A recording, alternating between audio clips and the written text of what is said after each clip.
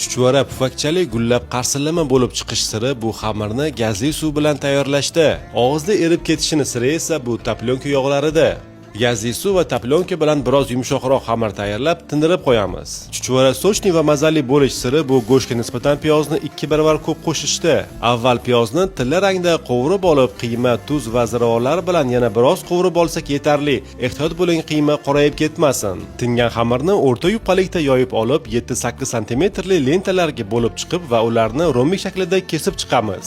Agarda chuchvaralarni hayit dasturxoni uchun muzlatib zagotovka qilib qo'ymoqchi bo'lsangiz, qovurishdan oldin chuchvaralarni eritib olishni unutmang. Aks holda chuchvaralar pufakchali bo'lib gullab chiqmaydi. Katta hajmda chuchvara qovuradiganlar uchun fritur yog'ida qovurishni maslahat beraman.